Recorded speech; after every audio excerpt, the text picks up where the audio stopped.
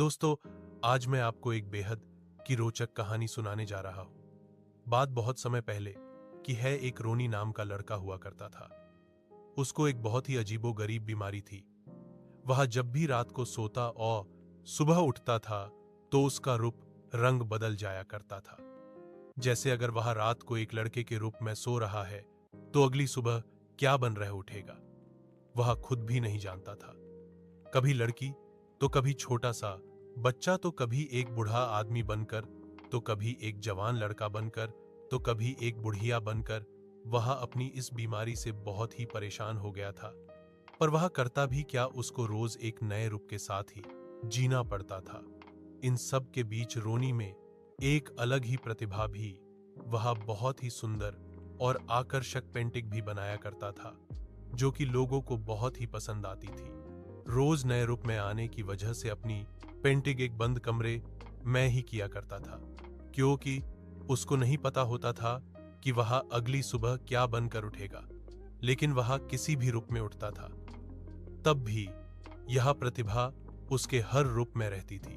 वह जिस भी रूप में हो, चाहे बच्चे के, चाहे बूढ़े के या फिर बुढ़िया के, वह पेंटिंग जरूर बनता था। और जिस दिन भी वह लड़के के यानी रोनी के रूप में उठता था, उस दिन ही वह पेंटिंग को अन्य दुकानदारों को बेचने जाता था।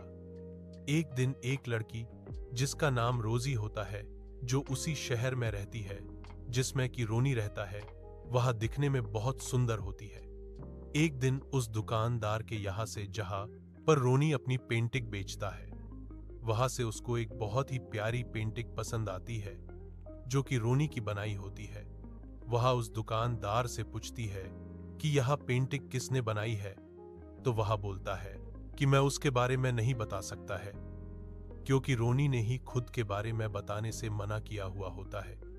लड़की वहां से चली जाती है, पर उसके दिल में रोनी से ना मिलने का मलाल रहता है। एक दिन की बात है, रोनी जो कि उस दिन उस दुकानदार को पेंटिंग बेचकर उसकी दुकान से बाहर आ रहा होता है कि तभी उसको रोजी दिखाई देती है। उस एक पेंटिंग को हाथ में पकड़े और रोजी रोनी के सामने ही उस दुकान वाले से फिर से रोनी के बारे में पूछती है।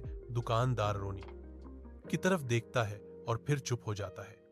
लड़की समझ जाती है कि वह आज भी कुछ नहीं बताएगा और वह रोनी की बनाई हुई पेंटिंग लेकर चली जाती है। रोनी यहां सब देखता है और चुप रहता है और घर जाते टाइम बार बार रोजी के बारे में ही सोचता है। रोनी अपने घर जाने के बाद भी उस लड़की रोजी के बारे में ही सोचता है। वह सोचता है कि क्या उसको रोजी से मिलना चाहिए कि नहीं। फिर वह सोचता है कि उसको रोनी बनकर उससे मिलना चाहिए। फिर वह सोचता है कि अगर अगले दिन जब रूप बदल जाएगा तो वह क्या करेगा, और वह उसको पहचान भी नहीं पाएगी और ना ही मैं उसको समझा पाऊंगा। यही सोचते सोचते रोनी सो जाता है और अगले दिन जब वह उठता है तो एक बुढ़िया बना होता है। वह अपने बंद कमरे में पेंटिंग बना रहा होता है कि तभी उसको रोजी का सुंदर चेहरा याद आने लगता है और वह सोचने लगता है कि क्या पता वह लड़की आज भी उसको केले लेगा कि पेंटिंग लेने आई हो। उसका मन उसको देखने का करने लगता है। वह सोचता है कि कौन सा कोई उसको जानता है, क्यों ना जाकर देखा जाए। यह पहली बार हो रहा था रोनी के साथ कि वह रोनी के रूप में ना होकर भी घर से बाहर जा रहा था। ऐसा लग रहा था मानो वह उस लड़की को मन ही मन चाहने लगा था। जब वह उस दुकानदार के यहाँ पहुंचता है, वो देखता है कि वहां पर कोई नहीं है। वह थोड़ी देर और रुकता है, पर रोजी उस दिन नहीं आती है। रोनी कुछ देर और रुक कर वहां से चला जाता है और उदासी उसके चेहरे पर साफ दिखाई दे रही थी। वह रात जब सोने के लिए जाता है तो वह पहली बार हाथ जोड़कर ऊपर वाले से बोलता है कि हे प्रभु, कल मैं रोनी बनकर ही उठूं। और शायद ऊपर वाला भी यही चाहता था कि रोनी और रोजी फिर से मिले। सुबह होती है, रोनी उठता है और उठते है खुद को शीशे में देखता है और बहुत ही खुश हो जाता है, क्योंकि आज वह सच में रोनी ही होता है। रोनी उस दिन पहली बार अपने को अच्छे से तैयार करता है, मानो वह मन बना चुका होता है कि आज वह रोजी से बोल देगा कि मैं ही वह पेंटर हूं जिससे तुम मिलना चाहती थी। रोनी दुकान पर पहुंच जाता है और आज मानो किस्मत भी उसका जैसे साथ दे रही हो। रोजी दुकान पर ही होती है। जैसे ही रोजी दुकानदार से पूछती, उससे पहले ही रोनी बोल पड़ता है, हाय मैं रोनी, क्या तुम मुझसे मिलना चाहते थे? रोजी पहले तो चैंक जाती है, क्योंकि वह समझ नहीं पाती कि कौन रोनी। फिर रोनी सब बताता है कि मैं वही पेंटर हूं जिसकी तुम पेंटिंग खरीदती हो। यह सुन रोजी एकदम से आश्चर्यचकित हो जाती है, उस पेंटर को सामने पाकर जिसको वह हर बार पूछती थी। दोनों फिर पूरी शाम साथ बिताते हैं। रोनी भी आज कुछ अलग ही लग रहा हो मानो। रोजी से मिलकर रोजी उसको बोलती है कि तुम एक बहुत ही अच्छे पेंटर हो। बातों ही बातों मैं दोनों एक दूसरे से नंबर एक्सचेंज कर लेते हैं। रोजी रोनी से पूछती है कि वह दुकानदार तुम्हारे बारे में क्यों नहीं बताता था। रोनी कोई और बात करने लगता है, वह उसका जवाब नहीं दे पाता। उस टाइम फिर दोनों अपने अपने घर जाने लगते हैं, कल मिलने का वादा करके। रोनी, जो कि कल मिलने का वादा कर चुका होता, बिस्तर पर लेटा सोचता है कि कल क्या होगा। जब वह सोकर उठेगा तो उसको एक नया ही रूप होगा। वह बहुत सोचता है, उसको नींद नहीं आ रही होती है। वह उठता है और उठकर एक जगह खड़ा हो कर सोचने लगता है। आधी रात हो चुकी होती है। अचानक वह खुद को शीशे के आगे देखता है। वह देखता है कि उसका रूप अभी भी वही रोनी वाला है और सुबह होने में बस कुछ समय ही रहता है। वह समझ जाता है कि अगर वह नहीं सोएगा तो उसका रूप भी परिवर्तित नहीं होगा।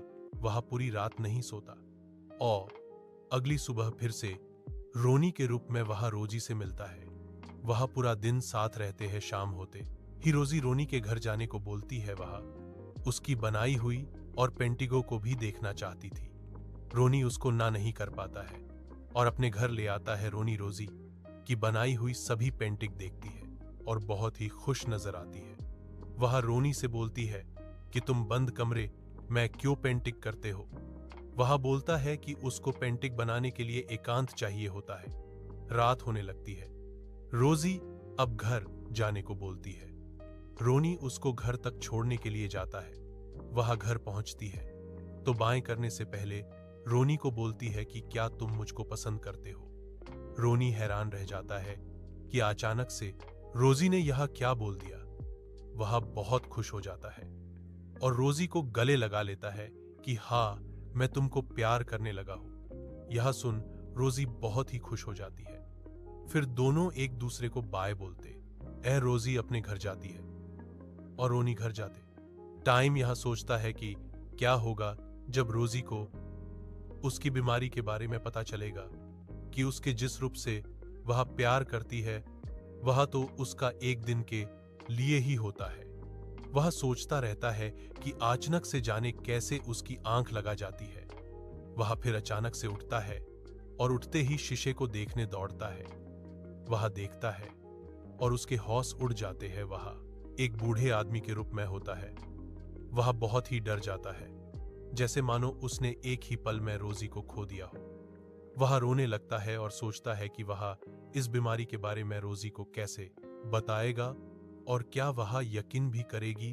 वह बहुत सोचता है और अपना दिल मजबूत करता है और फैसला लेता है कि वह आज के बाद से रोजी से कभी नहीं मिलेगा और उससे हमेशा के लिए दूर चला जाएगा।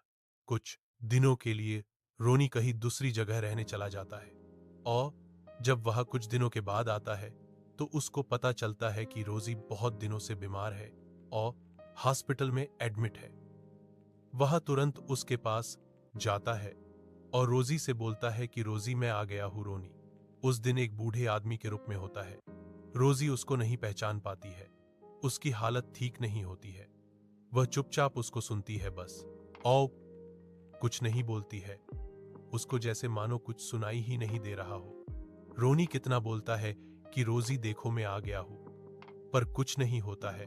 वह वहां से चला जाता है और घर जाकर खूब रोता है और रोजी की हालत का खुद को जिम्मेदार मानता है और ऊपर वाले से दुआ करता है कि कल वह अपने असली रूप में उठ सके ताकि वह रोजी को सब सच सच बता सके। ऊपर वाला उस दिन रोनी की सुन लेता है।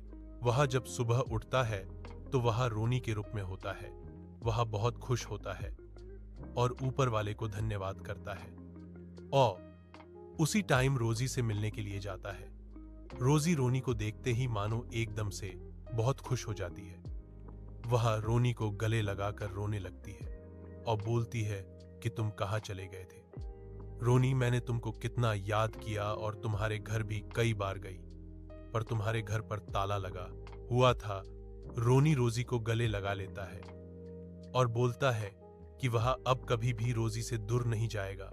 और उसी रात जब रोनी रोजी के साथ होता है, उसको अपनी सारी सच्चाई बता देता है कि वह क्यों दूर चला गया था। और उसको एक अजीब सी बीमारी है बचपन से, जिसका कोई भी इलाज नहीं है।